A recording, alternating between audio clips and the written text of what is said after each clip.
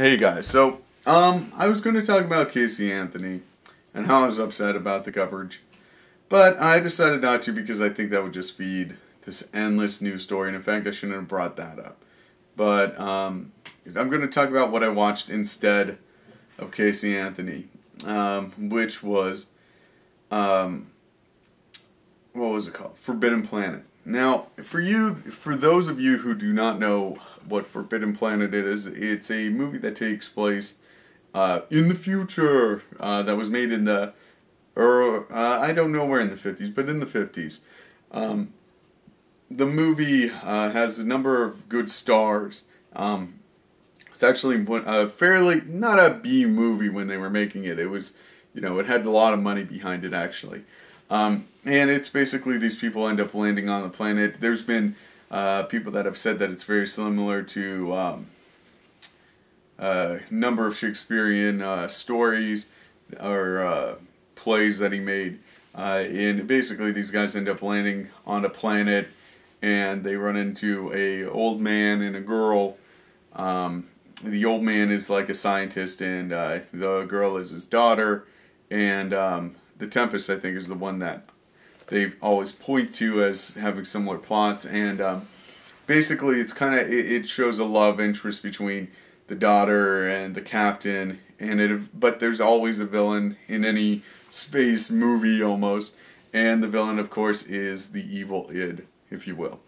Now, what do I mean by this? Well, it turns out that the scientists had uncovered an ancient technology that aliens had developed on the planet, when the older race had lived on the planet beforehand, and it basically, he was able to find this mind machine that allowed him to gain super intelligence, which allowed him to make a badass robot. But anyway, so he has this ability to eventually gain the super intelligence, but he comes at a price, of course, because like every movie, the villain is of course ourselves. So seemingly, anyway, I mean there's exceptions to that. That's not really a rule. But it turns out, of course, that his mind has the ability to create a monster he doesn't know about because he falls asleep, and this monster is, of course, the id, if you want to use Freudian terms, I guess, and it's basically kind of the inner desires, I guess, and he was upset that this guy was going to, go out with his daughter. So basically what ended up happening, well, angry that the spaceship landed on this planet, so what ends up happening is this invisible monster that they can't kill because it's a brain monster, this giant, I mean, what's cool about it is it's basically just this animated beast, and they try to kill it, and what ends up happening, the beast just kills them. It's invincible. And they just aren't able to kill it for a long time, I guess, if you want to put it that way. And it explains how that probably wiped out the older alien race. I'm not going to give away the ending. No, you should watch the movie. Anyway, the cast is very good. They all are decent actors for the roles that they're playing. I mean, it's kind of a ridiculous role to play if you think about it. But in a way, I think that this is just a general point when it comes to old space movies. I think in a way, old space movies allowed for more classic themes to come out. This one kind of gave voice to the it gave voice to the Tempest, and a number of other ones have similarly brought older plots to modern era, or I guess not really modern era. It's about 50 years ago. Well, I guess it's still in the modern era, 60 years ago. But they kind of were able to do that, and it's kind of interesting watching them because it's almost like watching a Shakespearean play in English, modern English. So in that way, it's interesting. Of course, the writing's nothing in comparison to Shakespeare's. Shakespeare had the whole rhythm, da-da-da-da-da-da-da. Anyway, I don't want to get into that too much, but the cast does a pretty good job for what they are assigned to do.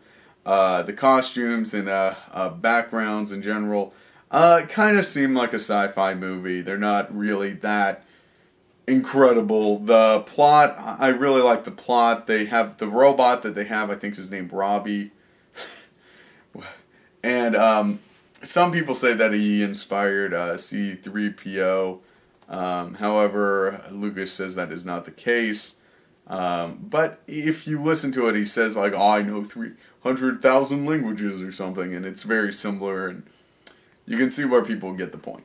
What else about the movie? The music, background, kind of what you'd expect. Basically, everything but the plot is average. The plot is astounding. The acting is a little bit above average. Would I recommend it? Yes. I like this movie. You should go see it. If you're not into, space adventure movies, I mean, it's almost like original Star Trek for, people that didn't end up in Star Trek and about 10 years earlier. Is a way of thinking a bit about it. So it's an interesting movie. But if you're not into space movies or adventure stories, don't check it out. If you are, watch an episode of Star Trek and then you try it if you like it. Not, mind you, the original Star Trek, not the later stuff, because the later stuff, we can argue whether it's better or not. I don't want to get into that, but I will say that it's considerably different. And I don't think if you are a fan of either or any of the versions, you can really argue with that. The original is a lot different than later sequels. Anyway, I'm tired, as you can probably tell. I know I should be enthusiastic for videos, but no. Anyway, subscribe, comment, rate. Hopefully, Casey Anthony will not be on the news when I turn it on in about 5 minutes. But if it is, I will not talk about it. And I shouldn't have mentioned it again. I'm sorry. Anyway, great day.